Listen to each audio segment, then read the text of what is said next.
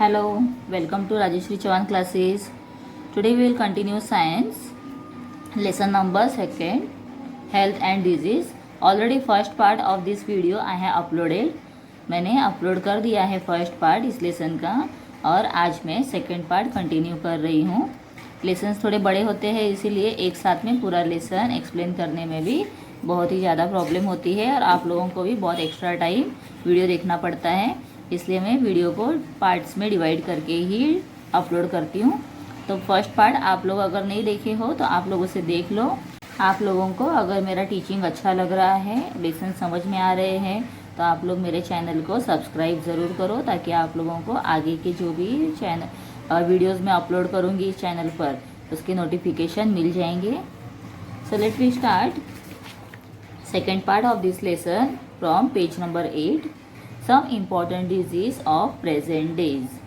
तो present days में बहुत ही अभी अगर देखोगे तो आप अपने सराउंडिंग में बहुत से लोग बीमार होते हैं और बीमारी के नाम भी हम सुनते हैं। तो नए नए एक एक बीमारियां स्टार्ट हो गई है। जो कोरोना वायरस हम अभी सुन रहे हैं बार बार, इतने पेशेंट्स दिन में एक दिन में हज़ारों पेशेंट निकल रहे हैं। तो ये सब नए नए डिजीज़ है जो हमने कभी भी लाइफ टाइम में सुना नहीं था। तो ये नए नए ऐसे इस तरह से बीमारियां अब फैल रही है। तो इसलिए हमें अपने आप को ज़्यादा अब संभालना है। We have to take the extra precautions for this. तो here are given, can you tell first how can we observe personal hygiene. तो पर्सनल हाइजीन के लिए अब एक चीज़ तो हमने सीख ली है, every time we are wearing mask when we go outside. हम बाहर निकलते हैं तो मास्क पहनते हैं। Then we have to wash our hands regularly. कहीं भी बाहर जाकर आते हैं तो हमें हैंड वॉश करने हैं। और पर्सनल हाइजीन के लिए हमें एवरीडे जो हम clothes we wear clothes, so we have to use the wash cloth. अच्छे धूप में सूखे हुए कपड़े हमें पहनने हैं। तो ये बहुत सारी चीज़ें होती है पर्सनल हाइजीन के लिए, तो हमें उसे फॉलो करना है। Why should we drink boiled water in rainy season. तो इन रेनी सीजन जो पानी होता है वो कंटामिनेटेड रहता है, गंदा पानी रहता है जिसमें बहुत सारे बैक्टीरियाज या जर्म्स रहते हैं। तो इसलिए सबसे बेटर ऑप्शन रहता है पानी को बॉईल करके पीना है, जिससे जो भी माइक्रोब्स अंदर रहते हैं, माइक्रो ऑर्गेनिजम्स है हार्मफुल, तो उसे हम किल कर सकते हैं। Why the clean hand drive is run in schools. तो स्कूल्स में हैंड वॉश करने के लिए हम जैसे एक ड्राइव होता है, लाइक हमेशा हाथ धोने चाहिए, इस बातों के ऊपर हमें ज़्यादा बताया जाता है। तो बिकॉज हम जो भी चीज़ें खाते हैं, वॉट एवर वी ईट, तो हम हाथों से ही खाते हैं और डायरेक्टली अगर हमारे हाथ गंदे हैं या जर्म्स फ्री नहीं है तो जो हाथों में जर्म्स है वो डायरेक्टली फूड के साथ में हमारे पेट में या हमारे स्टमक में एंटर करते हैं and we can get the several diseases. तो हमें बहुत अलग अलग तरह के डिजीज़ यहाँ पर होते हैं। स्टमक एक है या पेट खराब होने की वजह से वी आर हैविंग डिसेंट्री होता है पेट खराब होने की वजह से, या वॉमिटिंग होते हैं।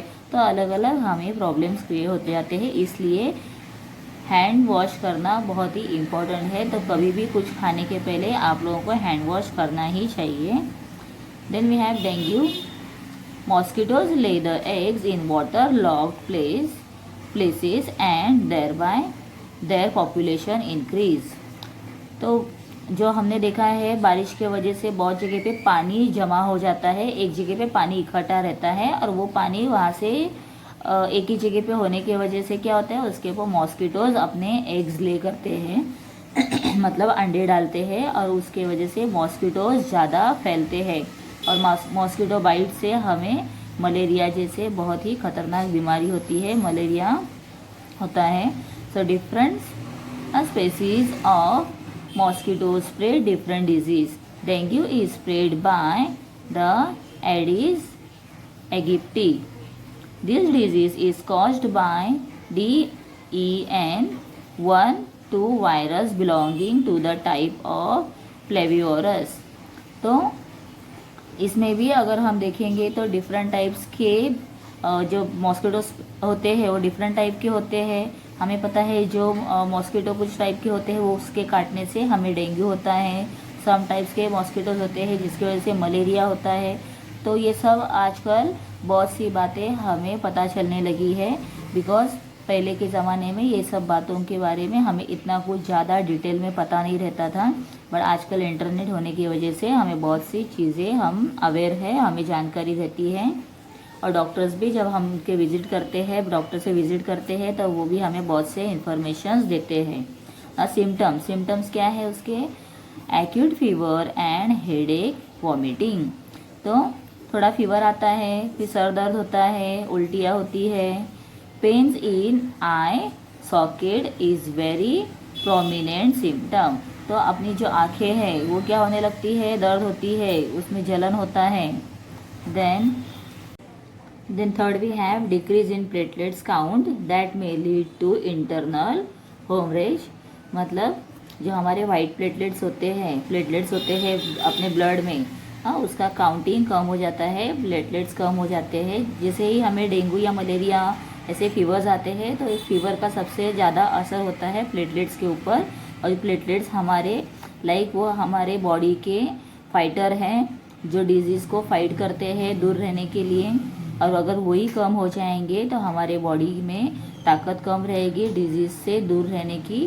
तो इसीलिए जब हम डॉक्टर के पास जाते हैं तो सबसे पहले वो हमारा ब्लड टेस्ट करते हैं when we have fever, and they see the platelets account. तो प्लेटलेट्स कैसे है वो चेक करते हैं। अगर ये प्लेटलेट्स काउंट कम हो गया है, डिक्रीज़ हो गया है, तो वो फिर हमें वहाँ पर एडमिट करने के लिए एडवाइस करते हैं और अपने ऑब्जर्वेशन में रखकर वो हमारा ट्रीटमेंट कंटिन्यू करते हैं, जिससे प्लेटलेट्स काउंट जो डिक्रीज़ हुआ था वो प्रॉपर लेवल पर आ जाए।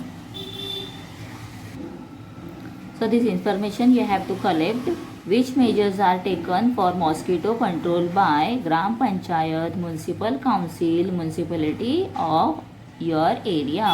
तो अगर आप देखोगे एरियाज़ में जब बारिश का सीज़न स्टार्ट हो जाता है तो मॉस्किटोज ज़्यादा फैलते हैं। इसीलिए आप लोगों को पता है कि धूल वाले आते हैं जो सब जगह पर धूल छोड़ते हैं।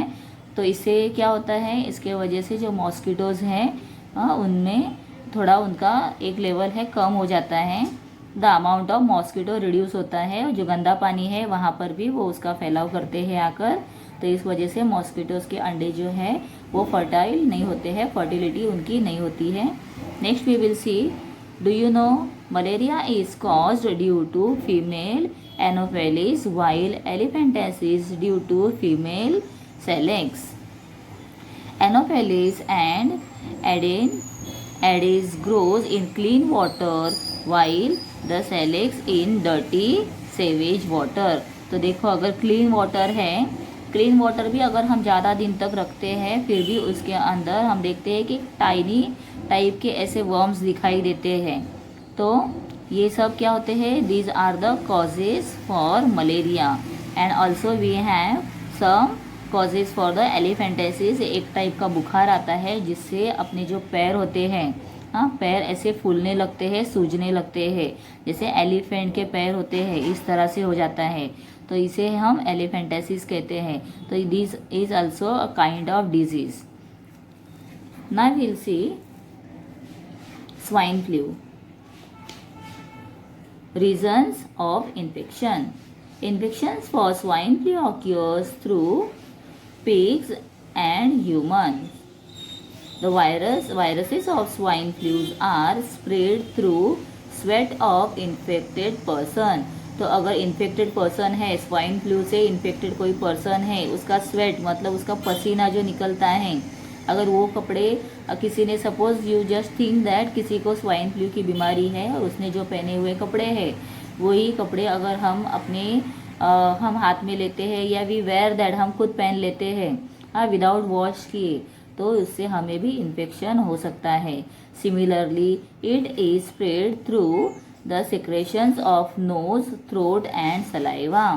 तो सिक्रेशन ऑफ थ्रोट क्या होता है? जैसे अपने मुंह में क्या निकलता है? सलाइवा निकलता है, मुंह में जो थूक आती है, नाक से जो पानी निकलता है।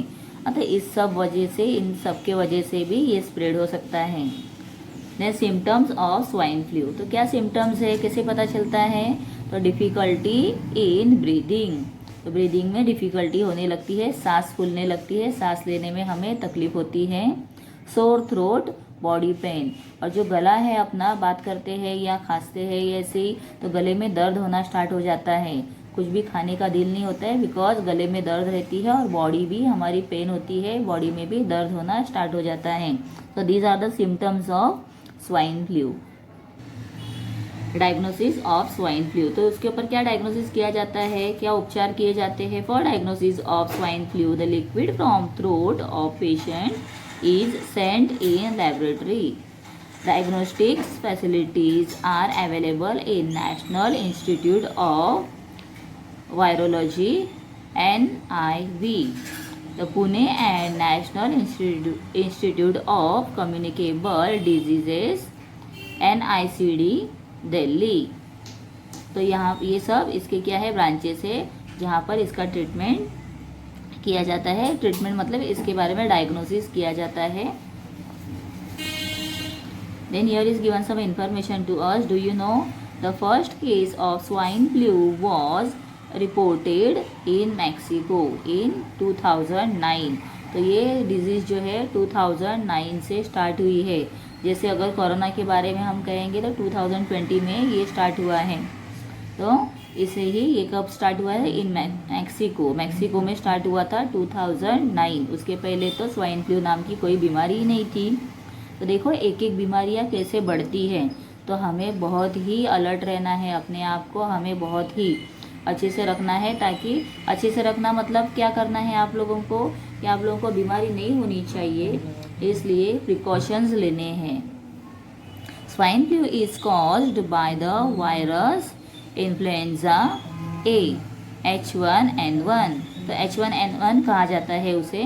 The person who come in contact with pigs can contract this disease. तो ये स्प्रेड होती है पिग से, इसीलिए इसे स्वाइन कहा जाता है। स्वाइन को और एक दूसरा नाम है स्वाइन, पिग को और एक नाम है स्वाइन, इसीलिए स्वाइन फ्लू कहा जाता है। मतलब ये पिग के थ्रू स्प्रेड होती है।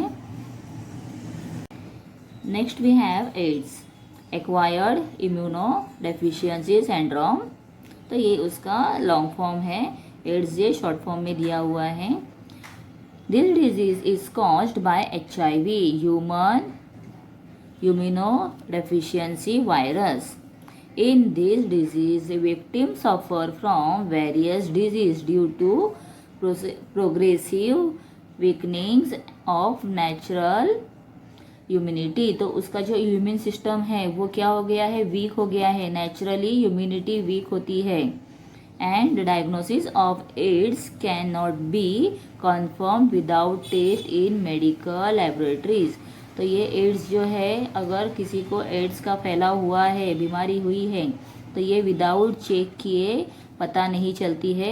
अगर हम किसी पर्सन को देखते हैं तो सिर्फ देखने से हमें पता नहीं चलता है कि yes that person is infected by this disease. कौन सा डिजीज, एड्स से वो इन्फेक्टेड है, हमें पता नहीं चलता है। Then ELISA test is use for AIDS proper diagnosis. Symptoms of AIDS are person specific. तो उसके सिम्टम्स के अलग अलग पर्सन के अलग टाइप के भी होते हैं। Always remember the AIDS does not occurs due to touching to and sharing the foods with HIV infected. तो जैसे इन्फेक्टेड पर्सन्स और by nursing the HIV patient. अभी अगर हम कोरोना की बात करते हैं तो आप लोगों को ज़्यादा पता है, इसीलिए मैं देखो बार बार उसका ही एग्जाम्पल दे रही हूँ। क्या हो रहा है, कोरोना अगर किसी को हुआ है तो हम उसके साथ में रहते हैं, टच करते हैं या शेयर करते हैं फूड उनके साथ में, तो क्या हो सकता है, we are also infected of that disease. हमें भी वो डिजीज़ इन्फेक्ट कर सकती है। लेकिन HIV ऐसा नहीं है, जो एड्स है वो ऐसा नहीं है। जिस इंसान को एड्स की बीमारी हुई है, अगर हम साथ में भी उनके रहते हैं, नो प्रॉब्लम, हमें उसका कोई भी असर नहीं होगा। Our behaviour with HIV infected person must be normal. तो हमें कैसा बिहेव रखना है उनके साथ, नॉर्मल बिहेव रखना है। Now here is some extra information given us about the HIV. Do you know HIV was first reported in an African species of monkeys? According to the National AIDS Control Program, the UNAIDS 80 to 85% HIV infection in India occur through unsafe sexual contact. Then we have infections through animal. तो animals के through कौन कौन से infections होते हैं यहाँ पर हमें ये दिया गया है. तो you will see now. Can you tell which measures are taken at your home to control the rats? तो रैट्स अगर ज़्यादा आते हैं घर पे, क्योंकि रैट बाइट्स अगर करते हैं that is also very harmful to us. उससे भी हमें बीमारियां हो सकती हैं. जैसे प्लेग एक टाइप का बीमारी था जो 1930 अराउंड कुछ था. तो वो बीमारी भी ऐसी थी, रैट्स बाइट की वजह से थी और उसकी कोई भी दवाई नहीं थी. इसके वजह से बहुत सारे लोगों को अपनी जान गंवानी पड़ी थी. So therefore what control we do. तो हम आजकल बहुत सारे मेडिसिन मिल जाते हैं मेडिकल में, जिससे हम रैट से कंट्रोल कर सकते हैं. We can get the rid from the rat. हमें उससे छुटकारा मिल सकता है. Why it is necessary to cares without health of domestic dogs, cats and birds.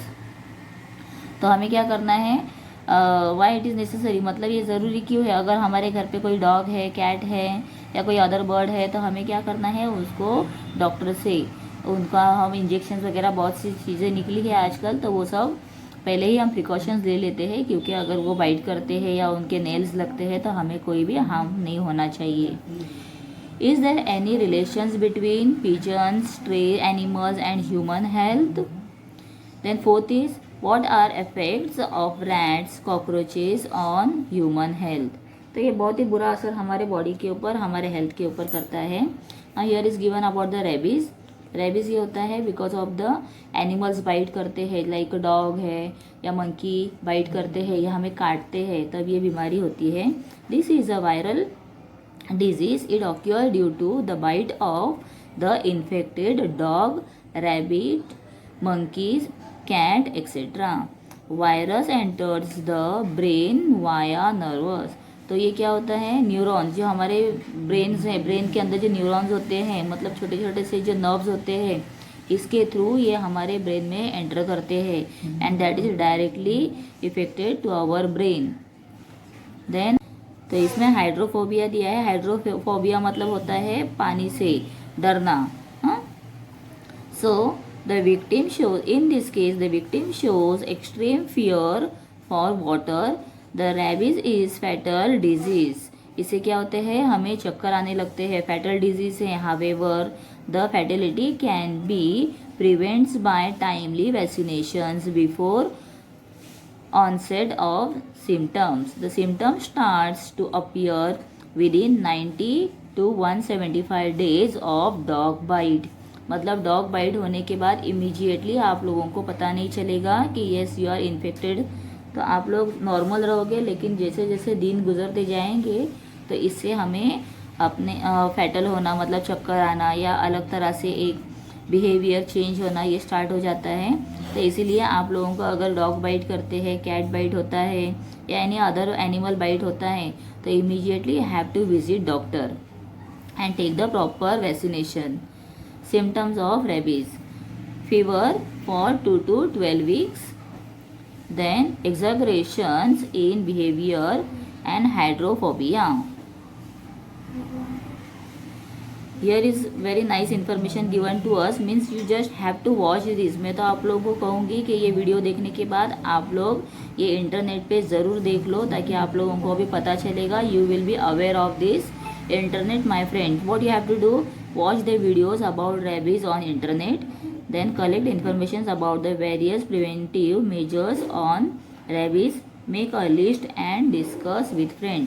देखो बच्चों, अगर आप लोगों को जितना पता रहेगा, आप लोग सतर्क रहोगे, उतना ही आप लोग अच्छे से अपने आप को बीमारियों से या किसी भी इन्फेक्शन से बचा सकते हो.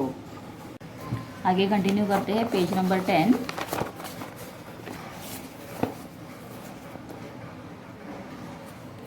Can you tell why the animal cages and their living places should not be near the kitchen. तो एनिमल केजेस जो है वो किचन के नज़दीक क्यों नहीं होनी चाहिए, बिकॉज जो भी एनिमल एक्सट्रैक्ट रहता है, या अगर आप देखोगे कोई बर्ड्स अपने घर पे हैं या कोई एनिमल्स है लाइक कैट और डॉग, अगर किचन के नज़दीक अगर उनका हम जो डॉग का कैनल है या केजेस है ये रखते हैं तो क्या हो जाएगा, जो उनके फेदर्स है या उनके हेयर है वो ब्लो होकर अपने किचन तक आ सकते हैं and they can also get mix in our food के ऊपर भी आ सकते हैं and that is very dangerous for our health. Second, depending upon which symptoms rabies can be identify. तो रेबीज जो होता है ये आइडेंटिफाई कैसे होता है, तो जब हमें फैटल या चक्कर आने लगते हैं या अलग ही तरह से बर्ताव करते हैं तब हमें पता चलता है। बट ये बहुत ही इसे टाइम ड्यूरेशन ज़्यादा है। एनिमल्स बाइट के एनिमल जब बाइट करता है उसके बहुत ही टाइम के बाद ये जो इनका इन्फेक्शन है होता है, ये सिम्टम्स हमें पता चलता है। Second we have be non infectious diseases which do not occur through infections and body contacts are called as non-infectious disease। तो जो नॉन इन्फेक्शियस डिजीज़ क्या होते हैं, जो बॉडी कांटेक्ट के वजह से स्प्रेड नहीं होते हैं उसे हम कहेंगे non infectious disease. Then such diseases arise in human's body itself due to certain reason। So which is that? First is cancer। तो कैंसर हमें पता है ये जो होता है इससे बॉडी में अंदर लम्स आते हैं, मतलब बॉडी के अंदर गांठ होती है, अपने जो सेल्स होते हैं उसमें ग्रोथ होने के बाद एक गांठ के जैसे तैयार हो जाता है और उसे ही कैंसर के सेल्स कहते हैं। Cancer uncontrolled and abnormal cells growth is called as cancer। तो ऐसे ही मतलब अनकंट्रोल अपने आप जो सेल्स ग्रोथ होते हैं इसे हम क्या कहेंगे, कैंसर। ग्रुप्स और lungs of cancerous cells is called as a malignant tumour. तो उसे हम मैलिग्नेंट ट्यूमर कहते हैं, जो सेल्स में ग्रोथ होता है इस वजह से वो वहाँ पर आते हैं। The cancers can occur in various organs like lungs, mouth, tongue, stomach, breast, uterus, skin and tissues like blood। तो देखो ट्यूमर जो होते हैं, ये जो ट्यूमर है लाइक जो लंप आते हैं ये बॉडी के डिफरेंट पार्ट्स के ऊपर हमें दिखाई देते हैं। ऐसे नहीं है कि अगर कैंसर हुआ है तो सिर्फ माउथ कैंसर ही होगा या स्किन कैंसर होगा, तो ये डिफरेंट टाइप्स के कैंसर होते हैं। इसीलिए हमें बहुत ही ज़्यादा प्रिकॉशंस लेने, क्योंकि देखो तंबाकू वगैरह जो खाते हैं, गुटखा खाते हैं, तंबाकू खाते हैं तो उनके मुंह में कैंसर हो सकता है। ये हम आए दिन टीवी पर जो न्यूज़ आती है या टीवी पर आप एड्स अगर देखते हो तो एड्स में भी इसके बहुत सारे प्रिकॉशंस हमें बताए जाते हैं। ठीक है, तो we should be aware of this all. तो reasons, what are the reasons for that? Consumptions of tobacco, gutkha, smoking, alcoholism, lack of fibre content. Like अगर आपके फूड में फ्रूट्स और लीफी वेजिटेबल्स ज़्यादा नहीं खाते हो तो इसके वजह से भी ये हमें कॉज कर सकता है इन food. Excessive consumptions of junk food, तो अगर आप जंक फूड ज़्यादा खा रहे हो फिर भी प्रॉब्लम्स हो सकती है, लाइक पिज़्ज़ा, बर्गर एक्सेट्रा। कभी कभार खाना इट्स नॉर्मल, आप खा सकते हो, लेकिन कुछ लोगों को तो आए दिन मतलब every time, most of the time they like to eat this kind of junk foods are some of the many possible reasons। heredity may also be a reason। तो हेरिडिटी भी हो सकती है, लाइक अपने घर पर अपने जो घर के सदस्य है, मेंबर्स ऑफ द फैमिली है, जैसे दादा दादी है, नाना नानी है या उनके भी एंसेस्टर्स है, तो अगर उनमें ये सब सिम्टम्स थे, उनको ये डिजीज़ से इफेक्टेड थे, तो may be we can cause this disease, हमें भी हो सकता है। बट ऐसा नहीं है कि कंपलसरी होगा ही। अगर आप प्रॉपर उसके प्रिकॉशंस लेते हो, अपना ध्यान रखते हो, तो आपको ये सबसे डरने की कोई ज़रूरत नहीं है। Symptoms, the chronic cough, hoarse voice मतलब क्या होता है, आवाज़ बहुत ही रफ होने लगती है। हाँ, नॉर्मल आवाज़ जैसे आपका गला बैठने के बाद आवाज़ लगती है तो ऐसी तरह से आवाज़ होने लगती है। डिफ़िकल्टी इन स्वॉलोइंग, तो खाना खाने में, सॉलो करने में, मतलब खाने को निगलने में भी हमें तकलीफ होती है। मराठीमध्ये सांगितलं तर अन्न गिळायला त्रास होतो। तर incurable scars and inflammation, lumps in breast, breast जो होते हैं, अब जो वुमेन है वुमेन के ब्रेस्ट में गांठ होने लगती है और इसकी वजह से भी उन्हें ब्रेस्ट कैंसर हो सकता है। देन अनएक्सप्लेन्ड वेट लॉस, मतलब अचानक से ही वेट लॉस होना स्टार्ट हो गया है, तो इसके वजह से भी शायद से आप लोग को पता चलेगा कि दीज आर द सिम्टम्स, कि किसी इंसान को कैंसर है, ये बीमारी स्टार्ट हुई है, ये कैसे पता चलता है। तो these are the some symptoms, ये सिम्टम्स को आपको देखना है और उसे इग्नोर बिना किए आपको डॉक्टर से कंसल्ट करना है, ठीक है। Next we will see, here is given the modern diagnosis. Do you know some information is given modern diagnostic and the treatment of cancer। तो कैंसर के लिए मॉडर्न टेक्नोलॉजी में अब बहुत सारी ट्रीटमेंट स्टार्ट हो गई है। Various techniques like CT scan, तो सीटी स्कैन किया जाता है, लाइक मशीन होता है गोल ऐसे, और उसमें इंसान को जो इन्फेक्टेड है उसे सुलाकर वो मशीन में उसे अंदर डाला जाता है, और जो बॉडी पार्ट्स के ऊपर ये इन्फेक्ट हुआ है तो वो बॉडी पार्ट वहाँ पर डिटेक्ट किया जाता है, उसके एक्सराज निकलते हैं और उससे हमें ये सब पता चलता है। Then MRI scan, MRI scan भी इसी टाइप का ही होता है, जिससे हमें ये सब पता चलता है कि कौन से पार्ट पर जो लंप आए हैं या कैंसर के लंप सेल्स ग्रो हुए हैं।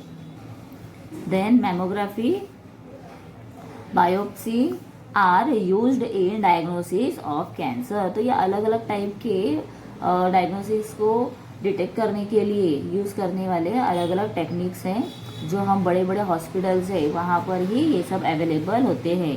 In case of treatment along with conventional methods like chemotherapy दिया जाता है, रेडिएशन थेरेपी होती है, एंड द सर्जरी मतलब ऑपरेशन करके अगर वो लंप है निकाल सकते हैं तो उसे निकाल दिया जाता है, या कीमोथेरेपी देते हैं जिस एक बहुत ही अलग टाइप की लाइट होती है, इंजेक्शंस होते हैं वो दिए जाते हैं, और रेडिएशन में एक टाइप का लाइट होता है, वो जैसे आप एक्सरा निकालने के लिए जाते हो तो जैसे एक्सरा लाइट बहुत ही हम कहते हैं कि हार्मफुल होते हैं, जिस इंसान का एक्सरा निकालना है तो उसके सामने किसी और को खड़ा नहीं करते हैं, तो रेडिएशन ये उससे भी बहुत ही ज़्यादा इन्फेक्टेड है और दूसरों को उसका हार्म हो सकता है। इसीलिए जब रेडिएशन किया जाता है तो इंसान को जो इंसान कैंसर से प्रभावित हुआ है या कैंसर जिसे हुआ है तो उन्हें ही अंदर रूम में लिया जाता है और बाकी किसी को भी अंदर एंट्री नहीं होती है।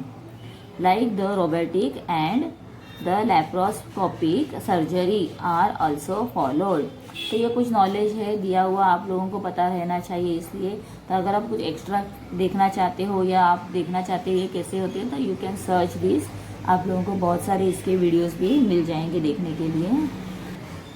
Now you have to always remember, जैसे मैंने आप लोगों को कहा है कुछ प्रिकॉशंस लेकर आप अपने आप को सेफ रख सकते हो। You can be prevent yourself by the you can prevent yourself by this all disease, आप इस डिजीज़ से अपने आप को प्रिवेंट कर सकते हो, बचा सकते हो। किस तरह से, तो control diet help to prevent some type of cancers, physical exercise along with modern treatment is more beneficial to cure the cancer. Avoid addictions like tobacco, chewing. Tobacco अगर खाते हैं मुंह में डालकर उसे कंटिन्यू च्यू करते हैं, चबाते हैं, और स्मोकिंग एक्सेट्रा, ये सब आप नहीं करना है बच्चों को, या बड़े भी जो होते हैं अगर स्मोकिंग करते हैं तो हमें उन्हें एडवाइस करना है, उन्हें बताना है कि आप लोगों को ये सब नहीं करना चाहिए, because you can be infect by the this kind of disease. आप लोगों को उन्हें एक्सप्लेन करना है। बच्चे this is the age you have to understand the advantages and disadvantages, जो अच्छी चीज़ें हैं या बुरी चीज़ें हैं ये सब बातों को समझने की आप लोगों की अब उम्र है। बिकॉज मैं खुद देखती हूँ कि 8th स्टैंडर्ड के 9th स्टैंडर्ड या कॉलेज स्टूडेंट होते हैं तो अर्ली एज में ही उन्हें पता नहीं क्या इतना ज़्यादा इंटरेस्ट लगता है कि वो स्मोकिंग करना, कुछ उन्हें ऐसे लगता है कि यस दिस इज़ कुछ अलग टाइप है या हम अपने आप को कुछ अलग प्रेजेंट कर सकते हैं, ये सोचकर बच्चे ऐसी सब बुरी संगतों में रहकर या बुरी आदतों को शिकार हो जाते हैं। तो आप लोगों को ये सब बातों से दूर रहना है। You must be a good citizen, आप लोगों को एक अच्छा नागरिक बनना है। दूसरों के लिए नहीं तो बस अपने खुद के लिए, अपने फैमिली के लिए अगर आप अच्छा बनना चाहते हो तो you must be away of this all kind of alcoholic and this all kind of things. Okay बच्चों, आप लोग मेरी ये बात ज़रूर याद रखो और इसे फॉलो करो, यही मैं चाहूँगी। Now we have next, do you remembers any person drinking the sugar free tea और अवॉइडिंग कंजम्पशंस ऑफ स्वीट। तो बच्चों अगर ये नेक्स्ट पार्ट है जिसमें डायबिटीज़ के बारे में दिया हुआ है, तो ये उससे रिलेटेड ही क्वेश्चन दिया है।